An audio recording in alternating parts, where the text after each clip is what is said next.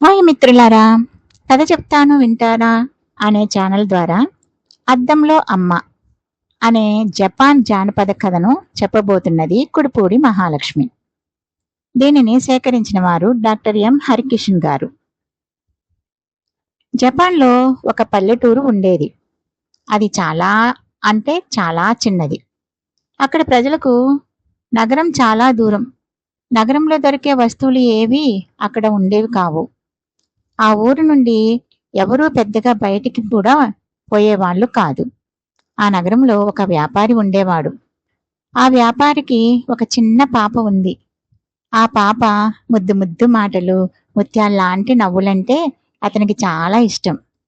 అడిగినవన్నీ కొనిస్తూ అల్లారు ముద్దుగా పెంచుకునేవాడు.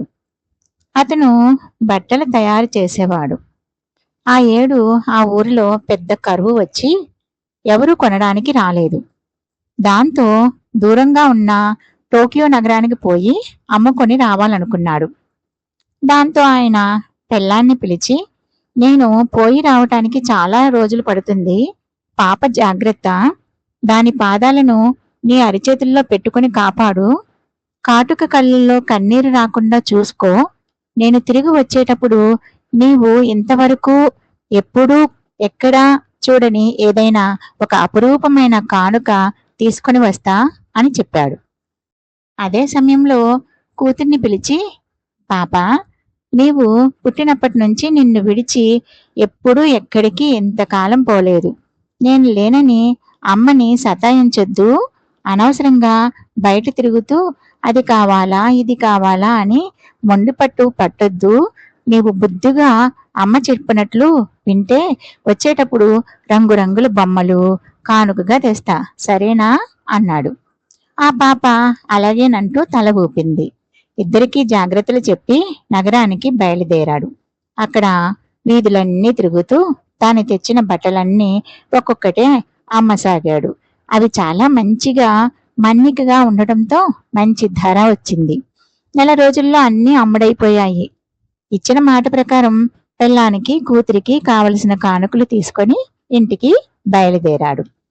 నెల రోజుల తర్వాత ఇంటికి తిరిగి రావడంతో పెళ్ళాం బిడ్డలు చాలా సంబరపడ్డారు. పాప పరుగు పరుగున వచ్చి నాన్నను చుట్టేసుకుంది. వ్యాపారి ఆ పాపకు ముద్దు పెట్టి, నీకోసం ఏం తెచ్చానో తెలుసా అంటూ ఒక బుట్ట తీశాడు. అందులో అడుగు వేస్తే అల్లరి చేసే మెత్తని రంగురంగుల కిర్రి చెప్పులు, ఎంత ఎండలో తిరిగినా మొహం మీద వెలుతురు పడని నెమలికల టోపీ, కీయిస్తే పల్టీలు కొడుతూ ఇల్లంతా తిరిగే కోతి బొమ్మ, నోట్లో వేస్తే తీయగా కరిగిపోయే మెత్తని జిలేబీలు ఉన్నాయి. అవి చూసి ఆ పాపకు ఒకటే సంబరం. మా మంచి నాన్న అంటూ మెడను కౌగులించుకొని బుగ్గ మీద ముద్దులు పెట్టింది.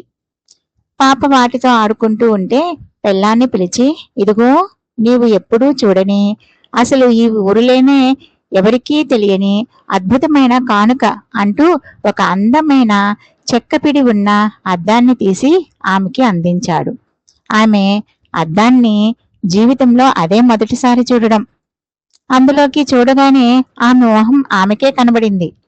అందులో కనబడుతున్నది తన మొహమే అని తెలియక ఆ అద్దంలో ఏ దెయ్యమో భూతమో ఉందని అదిరిపడి భయంతో కెవ్వుమని కేకపెట్టి దాన్ని అక్కడే వదిలేసి వణికిపోయింది.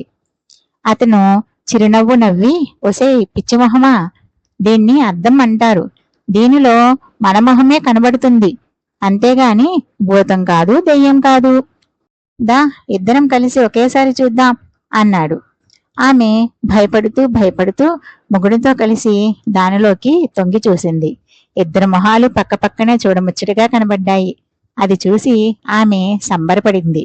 దాన్ని తీసుకొని ఎవరికీ కనబడకుండా భద్రంగా దాచిపెట్టుకుంది. కొంతకాలం తర్వాత ఆమెకు అనుకోకుండా ఒక నయం కాని జబ్బు చేసింది. ఎన్ని మందులు వాడినా, ఎంతమంది వైద్యులకు చూపించినా కొంచెం కూడా తగ్గలేదు. రోజు రోజుకి రోగం ముదిరిపోయి చివరికి దీపం కొండెక్కింది.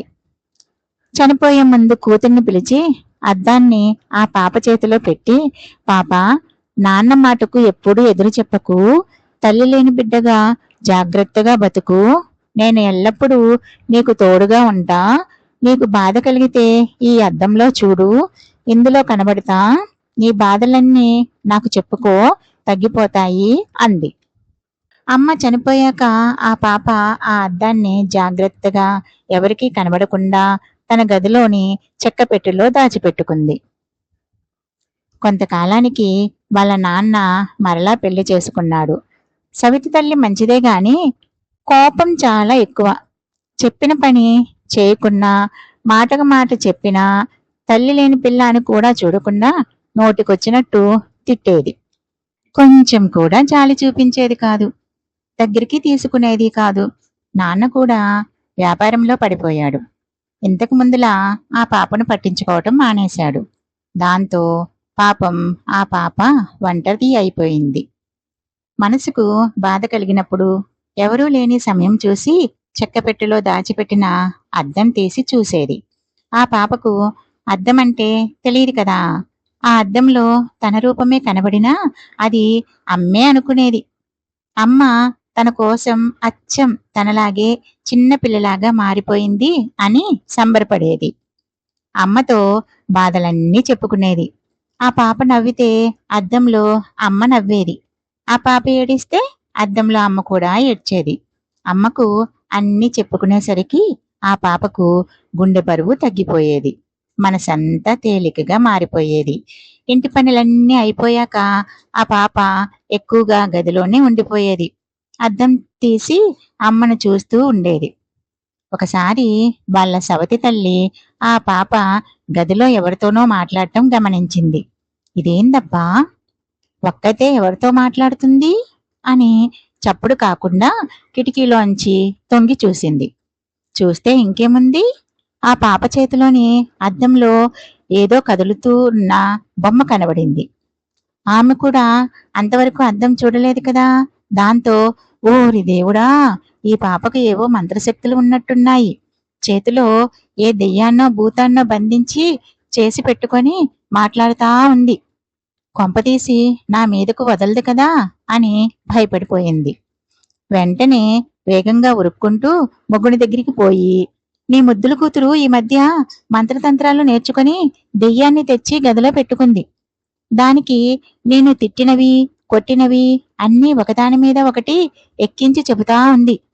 ఎప్పుడో ఒకసారి ఆ దెయ్యాన్ని నా మీదకి వదలటం ఖాయం.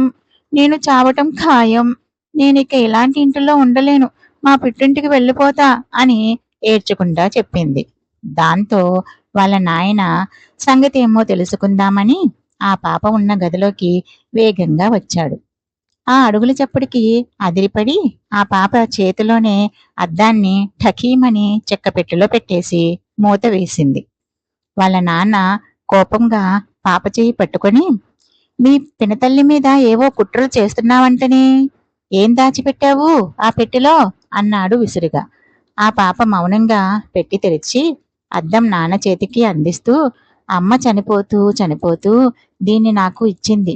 నేను చనిపోయాక ఈ అద్దంలోనికి వస్తా. నీకు బాధ కలిగితే నా దగ్గరికి రా, నేను అందులో కనబడతా అంది. ఈ మధ్య నువ్వు నన్ను అస్సలు పలకరించడం లేదు, పట్టించుకోవటం లేదు. చిన్నమ్మ కూడా చీటికి మాటికి కసురుకుంటా ఉంది. నా బాధలు చెప్పుకోవడానికి ఎవరూ లేరు. ఒంటరి దాన్ని అయిపోయాను. దాంతో ఈ అద్దంలో ఉన్న అమ్మకు అన్నీ చెప్పుకుంటూ ఉన్నా. ఇప్పుడు అమ్మనే నాకు తోడు నీడ, అంతే తప్ప ఎవరి మీద ఏ చాడీలు చెప్పడం లేదు అంది కన్నీరు కారుస్తూ. ఆ మాటలకు అతని కళ్ళల్లో నీళ్లు తిరిగాయి. ఆ పాపను దగ్గరికి తీసుకున్నాడు. నన్ను మన్నించు తల్లి, పొరపాటు చేశాను. ఇకపై నీ కంట కన్నీరు కారకుండా చూసుకునే బాధ్యత నాది. ఇక నీకు ఈ అద్దంతో గాని అమ్మతో గాని ఎప్పటికీ పనుండదు అని చెప్పాడు. భార్యకు అద్దం గురించి చెప్పి, పాపం అది తల్లి లేని చిన్నపిల్ల, దానికి ఎవరున్నారు, నీవు నేను తప్ప. ఆ పాప కంట కన్నీరు కారితే నా కంట కారినట్లే. నా మీద నీకు ఏమాత్రం ప్రేమ ఉన్నా దాన్ని ఒక్క మాట అనొద్దు, సొంత కూతురు లెక్క చూడు అంటూ మాట తీసుకున్నాడు. ఆమె కూడా మంచిదే కదా. దాంతో కరిగిపోయి అలాగే అంది. ఆ తర్వాత ఆ పాపకు మరలా ఎప్పుడూ తన బాధలు చెప్పుకోవడానికి అద్దం దగ్గరికి పోవలసిన అవసరం పడలేదు. కథ నచ్చిందా మిత్రులారా? నచ్చితే లైక్ చేయండి, షేర్ చేయండి, సబ్స్క్రైబ్ చేసుకోండి. ధన్యవాదములు.